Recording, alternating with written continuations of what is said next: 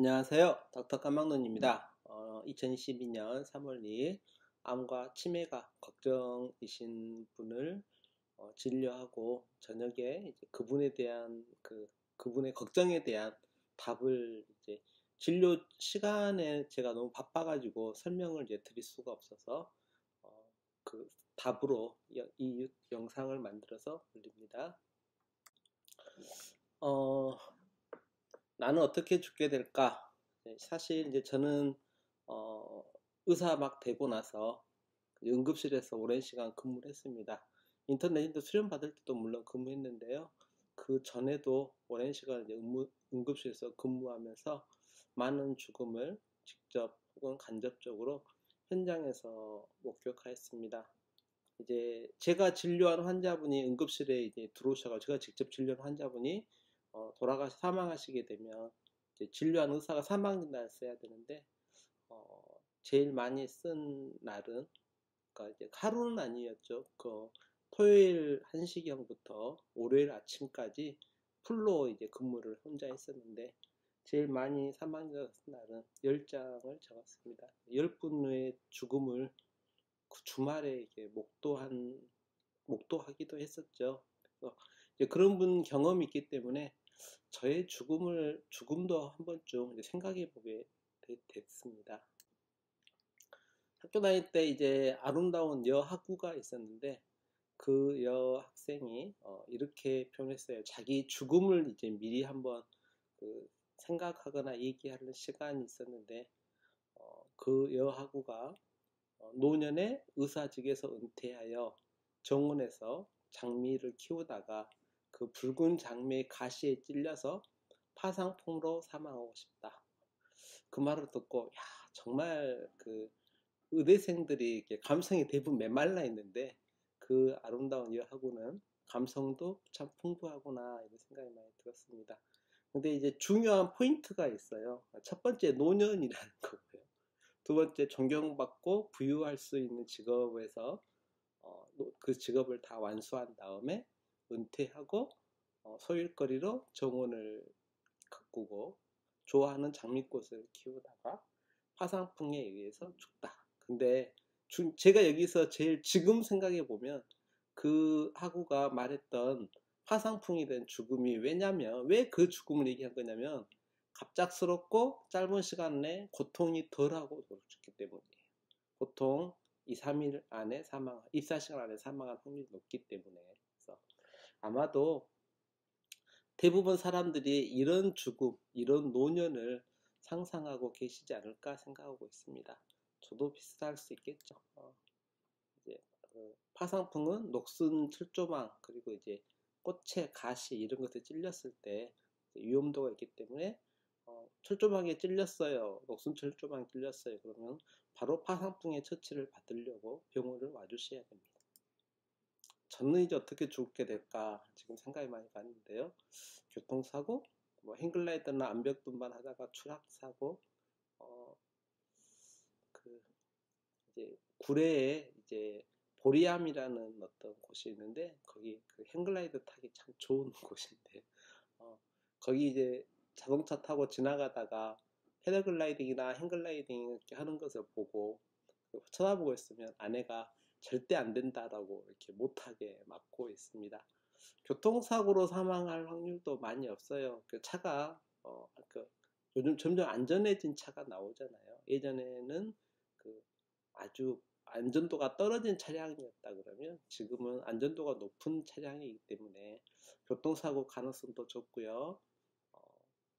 추락사고나 이것도 못하게 하니까 뭐 이렇게 가능성도 좋고요.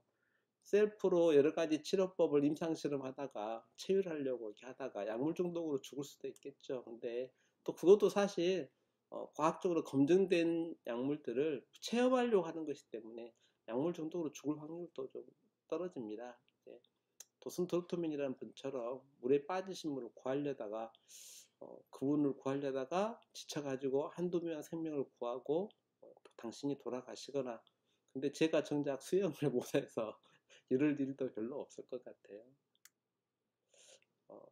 근데 이제 저의 치매와 암의 위험도는 높아지죠. 왜냐하면 어머니, 아버지 치매와 암이 있으셨기 때문에 위험도 높은 것도 맞고요. 대기 오염이 악화돼서 먹거리가 오염돼서 비타민과 미네랄이 결핍돼서 유해 공해물질, 식품 첨가물이 폭발적으로 증가해서 이것 다 있지만 제일 큰 위험도는 뭐냐면 수명이에요, 사실은. 저희가 점점 오래 살게 되니까 오래 살수록 치매 확률도 시간이 나타날 수 있는 시간이 길어지고요. 암에 걸릴 수 있는 시간, 오염물질에 노출될 수 있는 시간이 길어지기 때문에 수명의 증가가 한쪽에서는 좋지만 한쪽에서는 위험하다. 그래서 수명의 증가에 반드시 따라줘야 될 게 하나 있다고 생각되는데 그것이 건강한 수명의 증가예요.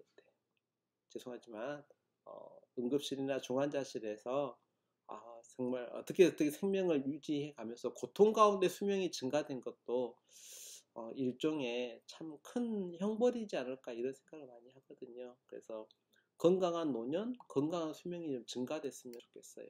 그래서 이제 제가 주장하는 것은 할 수 있는 것하고 없는 것하고 좀 구분해 보자는 거예요. 제 어머니가 아버지가 암이셨는데 어머니가 치매이셨는데 제가 어머니 아버지가 자녀인 것은 지금 어떻게 할 수 있는 게 아니잖아요. 제 선택이 아니었으니까. 그리고 우리나라에서 살고 있는데 중국에서부터 미세먼지 넘어오는 거, 오염물질이 넘어오는 거 어떻게 할 수 없어요. 중국에도 강대국이잖아요. 또 일본에서 원전 사고 쳐가지고 오염수를 바닥에 방류해서 그 바다가 오염되고 오염된 바다에서 난 먹거리를 먹어야 되는 거. 이것도 어쩔 수 없는 거고요. 과학이 발전하고 의학이 발전하고 수명이 느는 것을 어떻게 할 수가 없어요. 그러니까 저희가 할 수 없는 게 있죠.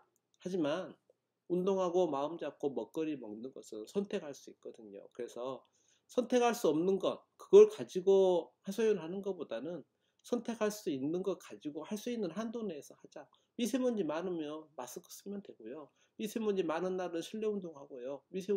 미세먼지가 적은 날은 바깥에서 운동하실 수 있다. 이렇게 생각하고 있어요. 담배를 예를 들게요.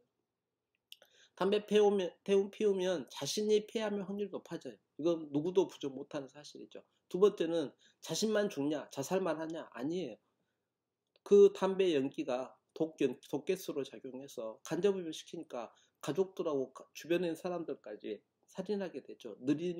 의도한 느린 살인이에요. 이것은 인지한 살인이죠. 세 번째 또 있어요. 옷이나 카페트에 담배 독소가 묻죠. 그래서 건강을 해쳐요. 그래서 담배 피는 아빠가 밖에 나가서 담배 피고 옷에 그 담배 피면 묻어 있을 텐데 들어오자마자 아이가 아빠 반갑다고 뛰어와서 안긴다 그러면 아이에게 독을 준 거죠. 그래서 그것도 인지하지 못한 살인이에요. 그래서 저는 호텔에 가거나 그러면 금연룸이 있는지 확인하고요. 카페에 갔는데 전 사람이 담배를 피운 것 같다. 혹은 그런다 그러면 안 가죠. 그래서 환자분이 오셨는데 담배 피우고 계신 환자분이 오시면 치료가 준 게 아니라 담배부터 끊고 오세요. 라고 이렇게 말씀을 드립니다.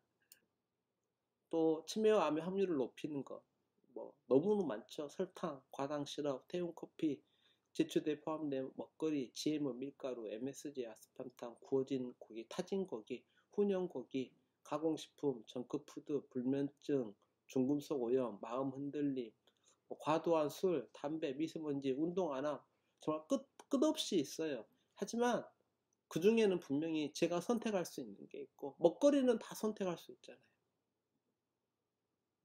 안 좋은 먹거리 선택 피하시면 되고요. 좋은 먹거리 선택할 수 있어요. 이렇게 이제 설명드리면 어떤 분은 뭐라고 얘기했냐면 80년 동안 담배 피웠는데 결국 자동차 사고로 돌아가셨다. 당신 아버지 얘기하면서. 그럴 때마다 제가 이렇게 표현해요. 임계점이라는 게 있어요. 정지된 자동차를 밀 때는 어떤 임계점을 넘어야 돼요. 최대 정지 마찰력이라는 임계점을 넘어야 그때서 자동차가 움직이는 거예요. 그래서 80년간 30년간 50년간 담배 피우셨는데 80세가 되도록 폐암 안 생겼다고 안전하다는 말이 아니라 82세는 폐암이었을지도 모르는 거죠. 위험 부담에 노출하면 안 되는 거예요. 물론 그분에게 어떤 암에 대한 유연성이 있을지 항산화 물질이 많을지 장 면역이 좋으셨을지 모르겠지만 임계점을 넘으면 문제는 발생해요. 그럼 병원에서 미리 아는 방법이 있을까요? 예, 호모시스테인 검사하고요, CRP 검사하고요, 혈당 검사하고요, 중성지방하고 HDL하고 비율을 확인하고요, 페리틴 보고요. 아포이프 유전자 검사하고요. 경동맥 혈관 초음파 검사하고요. 모발 검사하고요. 중구속 미네랄 검사하고요. 이런 검사에서 요인이 있는 것을 조절해버리면 돼요. 그래서 어떤 만성염증이 있다. 그러면 어떤 음식을 먹을 것인지. 만성염증이 있다. 그러면 이걸 먹을 건지 아니면 이걸 먹을 건지 고민해 보시면 돼요. 선택하시는 거예요. 이제 이렇게 설명하면 귀찮아. 하나만 빨리 알려줘. 이렇게 얘기하시는 분 있어요. 저에게는 진시황의 불로초가 있어요. 이 불로초는, 이 물질은 저의 치매 가능성도 줄여주고요. 암도 줄여줄 거예요. 암 발생률도 떨어뜨릴 거예요. 그리고 혹시 암이 생겼더라도 저는 치료제로 이 물질도 사용할 거예요. 그래서 치매와 암의 위험도가 높은 저에게는 정말로 이 불로초가 있어요. 꽃이거든요. 무슨 꽃일까요? 네, 라일락 꽃이에요. 생쥐들 실험했더니 수명이 늘었어요. 단순히 수명이 는 게 아니라 생쥐들의 건강한 수명이 늘었어요. 두 번째는 당 수치가 떨어지면서 염증이 감소했어요. 암의 대사를 방해해서 암 치료제로도 사용하려는 의사들이 있어요. 또 비싸지도 않아요. 이미 많이 사용 중에서 부작용도 거의 다 밝혀졌고요. 충분히 대처할 수 있는 작은 부작용이 있어요. 그래서 알게 모르게 드시는 기능학 선생님들이 종종 있어요. 메폴민이라는 당뇨약이고요. 위험도를 피할 수 있으면 피하실 것. 그리고 이미 못 피했다. 이런 상황이 벌어졌다. 그러면 이런 도움을 받을 수 있고요. 기능학 의사 선생님에게 이런 어떤 상담을 하시면 이런 약물도 처방받지 않으실까 생각해 봅니다. 제가 가족력이 있고 생활 습관 때문에 어쩔 수 없이 위험도에 노출되었을 때 저는 이 약물, 이 꽃이 저의 불로초라고 생각하고 사용할 것입니다. 감사합니다.